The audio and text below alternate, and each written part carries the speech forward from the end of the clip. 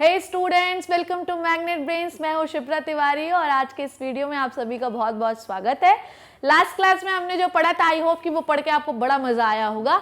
आगे के बारे में जब हम लोग पढ़ेंगे तो आपको और बहुत बहुत मजा आने वाला है, क्योंकि लोग इसको ना एक्चुअली इस पार्ट को बहुत टफ समझते हैं बच्चों, पर ये एक्चुअली टफ है नहीं, ये बहुत इजी है और बहुत इंटरेस्टिंग है। ठीक है, तो हमको टफ नहीं समझना है इसको, तो और मजा आने वाला है। So let's start. कि रूल ऑफ इनहेरिटेंस में मैंने आपको लास्ट क्लास में कुछ डेफिनेशंस बताई थी।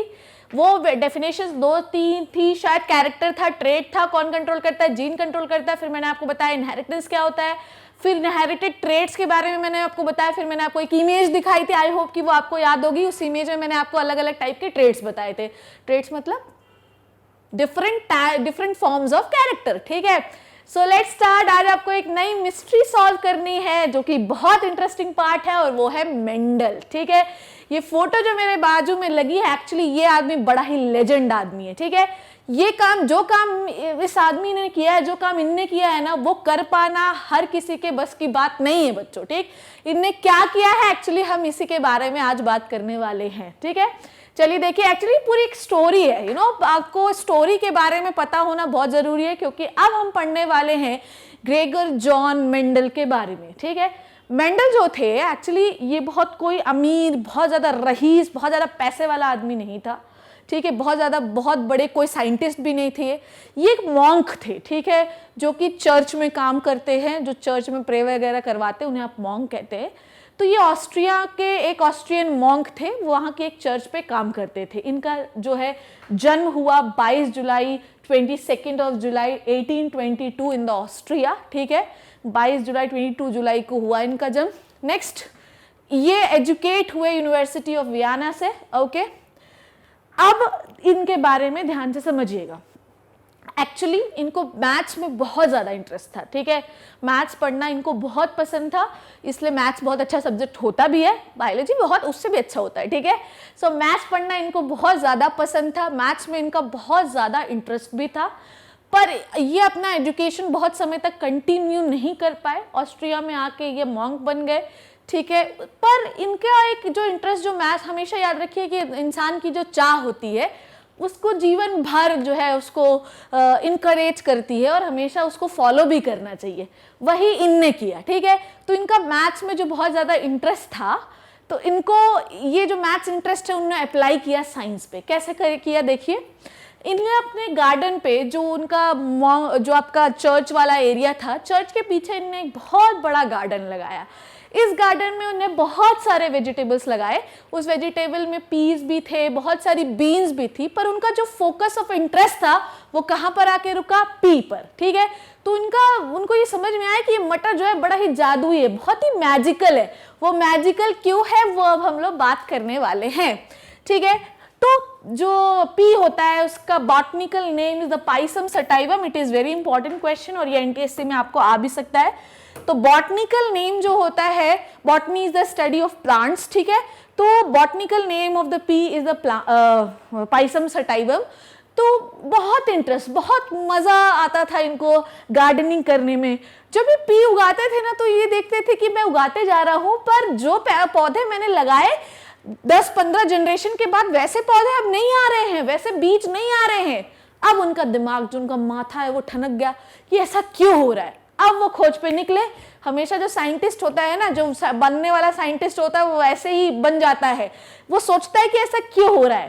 तो 1856 और 57 में उन्होंने एक हिस्टोरिकल एक्सपेरिमेंट पी पर शुरू किया। बस मैंने बताया ना कि उन्होंने पी प्लांट लगाए। एक्चुअली पी को क्यों चुना वो भी मैं आपको बाद में बताऊंगी। ठीक है, तो उन्होंने पी प्लांट लगाया और उन्होंने देखा 10-15 जनरेशन के बाद तो जो मैंने लगाया था वो हो ही नहीं रहा है। कारण क्या है वो भी बताऊंगी। ठीक है, तो इनने वो हिस्टोरिकल एक्सपेरिमेंट जो है 1857 में शुरू किया। ठीक है, अब मेंडल के लिए सबसे दुखद बात क्या है पता है आपको? मेंडल और डार्विन, ठीक है, ये ऑलमोस्ट जो है एक दूसरे से बहुत ही इन्फ्लुएंस होने वाले साइंटिस्ट है।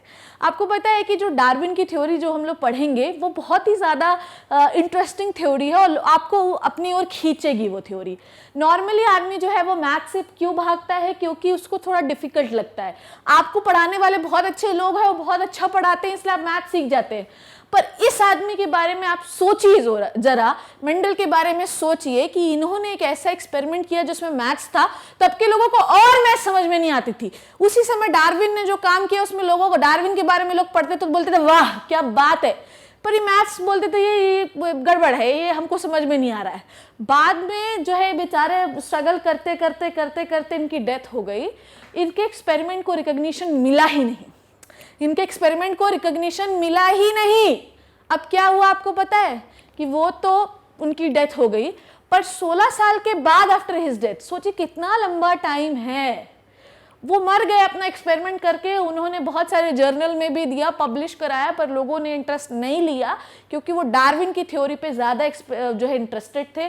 कोई इंटरेस्ट नहीं लिया, सब बोले कि नहीं है, ये अच्छे से कंपाइल नहीं हुआ है, ये अच्छा नहीं हुआ। It is so sad. ठीक है, अभी मैं इनकी जब भी कभी बायोग्राफी पढ़ती हूँ तो मुझे ये बहुत ही ज़्यादा सैड लगता है कि मरने के 16 साल के बाद 1900 में मेंडल के एक्सपेरिमेंट को, मेंडल के पोस्टुलेट्स को, मेंडल के नियमों को फिर से रीडिस्कवर किया। ठीक है, कुछ लोग होते हैं जो ये समझते हैं कि ये आदमी जो इसने काम जो है बहुत अच्छा किया है, इसे रीडिस्कवर करना चाहिए, फिर से करके देखना चाहिए क्या वो वही काम, मतलब जो उन्होंने लिखा क्या वो हो रहा है, क्योंकि अगर नहीं हो रहा है तो नियम गलत है, पर अगर वो रेप्लिकेट हो रहा है तो वो नियम सही है। 1900 पे मेंडल के जो एक्सपेरिमेंट, जो पोस्टुलेट, जो नियम है वो फिर से रीडिस्कवर किए गए। इसका मतलब ये है कि मेंडल के नियम, मेंडल के एक्सपेरिमेंट 34 इयर्स तक हिडन रहे, उनको उनके काम का श्रेय, क्रेडिट मिला ही नहीं 34 इयर्स तक। ठीक है, उसके बाद जो है जब वो मर गए, जब ये रीडिस्कवर हुआ, 3-4 साइंटिस्ट थे, उन्होंने जब ये रीडिस्कवर किया तब लोगों ने माना। और आपको पता है कि ये इनने इतना बड़ा काम किया तो इनको कभी नोबेल प्राइज मिला ही नहीं। ये जब मर गए तो इनके काम को नोबेल प्राइज दिया गया। तो Mendel was the only scientist in the history जिसको नोबेल प्राइज जो है उनके काम पर किसी और को दिया गया, वो भी मरने के बाद। ठीक है, तो ये चीज आपको हमेशा याद रखनी है कि मेंडल ने आपके लिए बहुत ज्यादा सैक्रिफाइस किया, और सैक्रिफाइस तो किया ही किया, साथ में आपके लिए उनने ऐसे ऐसे रूल बनाए कि आप ये समझ सके कि एक जनरेशन से दूसरी जनरेशन या दूसरी से 10वीं जनरेशन में जब कोई कैरेक्टर जाता है या ट्रेट जाता है तो वो कैसे डिफरेंट हो जाता है। इन्होंने वो रूल्स बताए हैं। दैट इज वाई इनको आप फादर ऑफ जेनेटिक्स कहते हैं। ठीक है, he is this man is called as father of genetics, इन्हें कहते हैं। और हमेशा ये चीज याद रखिएगा कि ये क्वेश्चन आ सकता है, who is the father of genetics. तो ग्रेगर जॉन मेंडल, तो इस महान आदमी ने ये काम किया। 34 इयर्स तक पूरा एक्सपेरिमेंट इनका हिडन रहा। मरने के बाद इनके काम को नोबेल प्राइज दिया गया। तो मेंडल को नोबेल प्राइज कभी मिला ही नहीं, मेंडल के काम को नोबेल प्राइज दिया गया, वो भी उनके मरने के बाद। ठीक है, इन्होंने कुछ रूल्स बनाए। ठीक है, इन्होंने कुछ रूल्स बनाए, कुछ नियम बनाए इनहेरिटेंस के। इनहेरिटेंस के नियम क्या है, इनहेरिटेंस क्या होता है, ये मैं आपको पहले ही बता चुकी हूँ। नियम क्या है इसके बारे में धीरे धीरे हम लोग सीखेंगे। ठीक है, बहुत ज्यादा पाइलॉन नहीं करना है कि सारा इकट्ठा पढ़ लिया, खिचड़ी बन गया और कुछ समझ में नहीं आ रहा, फिर 1500 डाउट आपने कमेंट में लिख दिया, ये डाउट है, ये डाउट है, सब पूरे चैप्टर ही डाउट है। धीरे धीरे पढ़िए। ओके, सो इन्होंने गार्डन पी को सिलेक्ट किया। मैंने आपको बताया कि इन्होंने अपने गार्डन में सिर्फ पी ही नहीं लगाया, इन्होंने अपने गार्डन में बहुत सारी चीजें लगाई, पर इनका इंटरेस्ट पी पर ही रुका। क्यों रुका वो अब हम लोग जानने वाले हैं। देखिए क्या कहते हैं ये। Okay, why Mendel opted P for the experiment? This is the big question for the rules of inheritance. ठीक है, अगर ये नहीं आता है तो कुछ नहीं आएगा। पहले ये तो जान लो कि उनने P सिलेक्ट क्यों किया। ओके, देखिए The availability of the detectable contrasting character of the several characters, का मतलब ये है कि मटर के जो पौधे होते हैं, मटर का जो है बीज होता है, मटर के जो दाने होते हैं, उसमें बहुत ज़्यादा वेरिएशन होता है। पीले दाने होते हैं, हरे दाने होते हैं, गोल दाने होते हैं, सिकुड़े हुए दाने होते हैं। तो बहुत ज़्यादा अलग अलग, मटर का पौधा लंबा हो सकता है, मटर का पौधा छोटा हो सकता है, मटर के फ्लावर वाइट हो सकते हैं, मटर के फ्लावर पर्पल हो सकते हैं, बहुत ज़्यादा उनके अलग अलग टाइप के पौधे मटर के मिल जाते हैं। तो जब एक ही पौधे के इतने सारे ट्रेट्स हो, ठीक है, कैरेक्टर इज द मटर का पौधा, pea plant, but the trait are the different types of forms of the character. ठीक है, तो इतने सारे ट्रेट्स हो तो हम उसी को क्यों ना सिलेक्ट करें। ठीक है, तो देखिए इसके बहुत सारे ट्रेड्स थे, इसलिए हम लोगों ने इसे लिया। शॉर्ट लाइफ स्पैन है प्लांट का। अब तुमको एक एग्जांपल बताती हूँ। चलो, हमने जो है रूल्स ऑफ इनहेरिटेंस जो है पढ़ना शुरू किया आम के पेड़ पर, पता चला वो आम का पेड़ 50 साल तक जो है तो नए पौधे ही नहीं उगा पाया। अब 50 साल तक क्या वेट करते रहोगे? तो हमेशा ऐसा पौधा सिलेक्ट करना चाहिए जो जल्दी जल्दी रिप्रोड्यूस होकर जल्दी जल्दी नए नए प्लांट बनाता रहे। तो इनका जो लाइफ स्पैन होता है ना बहुत छोटा होता है, जिससे नए नए बीज मिलते रहते हैं, नए नए पौधे बनते रहते हैं। Okay, normally allows self fertilization but cross fertilization can also be carried out। normally ये self fertilization करते हैं प्रॉपर, क्योंकि खेत में लगे हैं, मैदान में लगे हैं, तो क्रॉस फर्टिलाइजेशन को कौन रोक सकता है? तो ये याद रखना है। तो ये सेल्फ फर्टिलाइजेशन तो करते ही करते हैं, बहुत बढ़िया सेल्फ फर्टिलाइजेशन होता है, पर क्रॉस फर्टिलाइजेशन भी कर सकते हैं। क्रॉस फर्टिलाइजेशन मतलब दूसरे मटर के पौधे का पोलन ग्रेन किसी दूसरे मटर के पौधे में। Okay, now large number of seed produces, ठीक है, बहुत ज्यादा सीड प्रोड्यूस करता है, तो वेरिएशन, कैरेक्टर्स, ट्रेट्स को पढ़ना जो है वो आसान हो जाएगा। भाई तुम मुझे ये बात बताओ, तुमको अगर स्टडी करनी है, तुमको मान लो बायो पढ़ना है, अब तुम्हारे पास सोर्स सिर्फ एनसीईआरटी ही है, तो तुम कैसे कंपेयर करोगे कि ये वाला बुक ज्यादा अच्छा है एनसीईआरटी से, या एनसीईआरटी ज्यादा अच्छी है इस वाली बुक से? तो इनके पास लार्ज नंबर ऑफ सीड्स होते हैं पी प्लांट में, जिससे हम ट्रेट्स को, जिससे हम वेरिएशन को अच्छी तरीके से कंपेयर कर सकते हैं, पढ़ सकते हैं। ठीक है, तो ये चीज अच्छा, लार्ज नंबर ऑफ सीड हो गया। प्लांट जो होता है वो ज्यादा गंदगी नहीं फैलाता, बहुत छोटा प्लांट होता है, आसानी से ग्रो कर सकते हैं आप इसको, ज्यादा न्यूट्रिएंट रिक्वायरमेंट भी नहीं होती इसकी, तो मतलब it is well and good, बहुत बढ़िया प्लांट है, आप लोग भी कर सकते हैं बड़े होके। ठीक है, सो इन्होंने क्यों पी प्लांट को चुना जो है, ये हमको अब आपको समझ में आया कि क्या क्या कैरेक्टर थे, क्यों इनने चूज किया, पी की जगह कोई और कैरेक्टर क्यों नहीं चूज किया। ठीक है, उसके बाद जब इन्होंने चूज कर लिया, ठीक है, तो इनने फिर अपने एक्सपेरिमेंट किए। ठीक है, इनने एक्सपेरिमेंट किए, और सबसे पहले एक्सपेरिमेंट करने के पहले इन्होंने पी के कैरेक्टर ढूंढे, कौन कौन से कैरेक्टर पी प्लांट में होते हैं और कौन कौन सा हमें सिलेक्ट करना है। ऐसा नहीं है हम एक एक्सपेरिमेंट सिर्फ एक ही कैरेक्टर पर करेंगे, ऐसा नहीं है एक ही ट्रेट पे करेंगे, कैरेक्टर तो पी प्लांट है, ठीक, तो हम लोग सिर्फ एक ही ट्रेट पे करेंगे, ऐसा नहीं है कि सारे ट्रेट्स को एक साथ मिला दिए और कोई रिजल्ट नहीं निकला। तो for one experiment only we select only one trait. ठीक है, जैसे कि अगर हमने हाइट सिलेक्ट किया है तो अभी हाइट पे काम करो, हमने शेप पर पी प्लांट के पौधों सीड्स के शेप पे काम कर रहे हैं तो हम सिर्फ उस पे काम करेंगे। ठीक है, हम उसके फ्लावर पे काम कर रहे हैं तो सिर्फ अभी उस पे काम करेंगे। ऐसा नहीं कि सारे एक्सपेरिमेंट एक साथ लगा दिए, सब सड़ गया, बर्बाद हो गया, फिर सारा काम तमाम हो गया। तो उन्होंने अपने एक्सपेरिमेंट के लिए पहले एक ही ट्रेट लिया और एक ट्रेट से उन्होंने एक्सपेरिमेंट को शुरू किया। तो देख लीजिए, Mendel conducted a series of experiment in which he crossed the pollinated plant to study one character at a time। तो याद रखिए, एक सीरीज ऑफ एक्सपेरिमेंट है जो मैं आपको बताने वाली हूं, और एक ही कैरेक्टर को एक बार में लिया, ऐसा नहीं कि एक बार में लिया, दो कैरेक्टर भी वो लिए हैं, वो मैं आपको बाद में बताऊंगी। पर ये याद रखना है कि मेंडल का एक्सपेरिमेंट हम लोग पढ़ेंगे तो सीरीज वाइज चलेगा, ऐसा नहीं कि बीच में कुछ भी आ गया। ठीक, नाउ नेक्स्ट थिंग, उन्होंने कौन कौन से कैरेक्टर पी प्लांट के सिलेक्ट किए। मैंने आपको बताया कि जो पी प्लांट होता है उसमें हमेशा बहुत अच्छे कैरेक्टर होते हैं और कंट्रास्टिंग मिल जाता है। कंट्रास्टिंग समझते हैं कि बड़ा है तो छोटा उसका मिल जाएगा, ठीक है, तो वो ग्रीन है तो उसका येलो मिल जाएगा, तो वेरिएशन हमको उसके अलग अलग फॉर्म्स मिल सकते हैं, अलग अलग ट्रेट्स मिल सकते हैं। तो हाइट का भी दो ट्रेट हो सकता है, कलर का भी दो ट्रेट हो सकता है, फ्लावर पोजीशन का भी दो ट्रेट हो सकता है।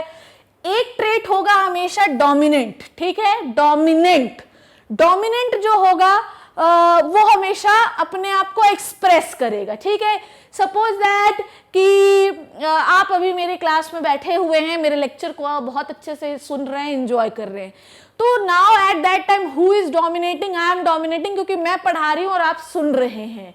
आप अभी अपना कोई व्यू देंगे ना तो शायद मैं ना सुनूं, या हो सकता है कि आपको मैं करेक्ट करूं। तो जब तक मैं हूं आई एम द डोमिनेंट, और ऐसे ही डोमिनेंट अपने आप को एक्सप्रेस करता है। कोई भी एक बड़ा बच्चा दूसरे बच्चे से लड़ने जाएगा तो बेचारा वो क्या करेगा, हाँ ठीक है भाई तू जो बोल रहा है वही सही है।